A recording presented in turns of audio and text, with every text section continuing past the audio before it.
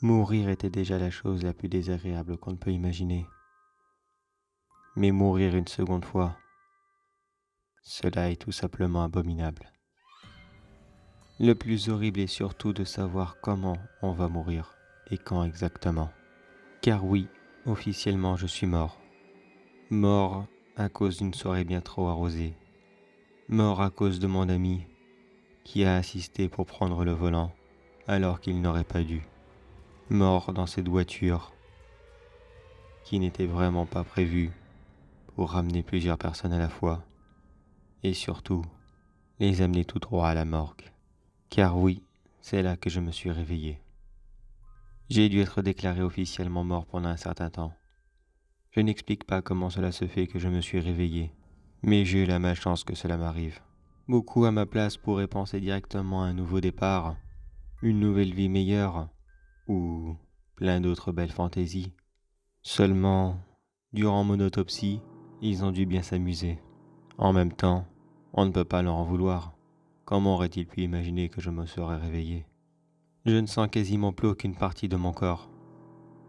Je reste là, allongé sur cette table, avec comme seule possibilité de regarder autour de moi en bougeant légèrement la tête et en ne murmurant que quelques mots incompréhensibles. Je ne sais pas si cela peut être réparé, mais de toute façon, cette question n'a aucune importance. Je vois à la pendule qu'il est plus de 4 heures du matin. À cette heure, les gens de la morgue ne travaillent pas, bien sûr. Je suis donc là, tout seul. Mais pas totalement seul, malheureusement.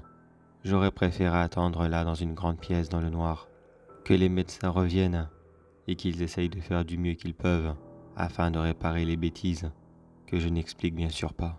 Mais cela fait maintenant 1 heure qu'un chien est rentré dans la morgue.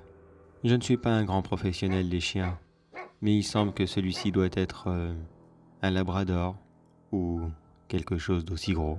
Je peux juste vous dire que ce chien est là pour une bonne chose, manger tout ce qui passera à sa portée.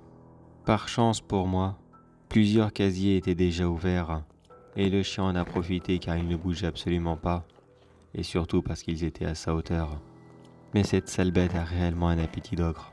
Il passe d'un corps à l'autre en dévorant le peu de chair qu'il arrive à trouver ici et là. Et je le vois se rapprocher de plus en plus de moi. Ça sera mon tour d'ici une demi-heure, je pense, à moins qu'il ne me remarque avant. Mais dans tous les cas, jamais personne n'arrivera à l'heure.